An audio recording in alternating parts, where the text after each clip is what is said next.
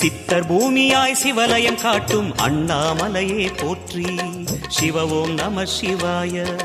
பக்தர் நெஞ்சினை சிவமயமாக்கும் சிவபெருமானே போற்றி. ஹர ஓம் நம சிவாய.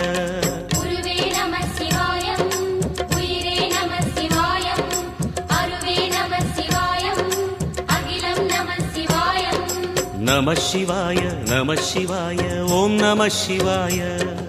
நம சிவாய நம சிவாய ஓம் நம சிவாய.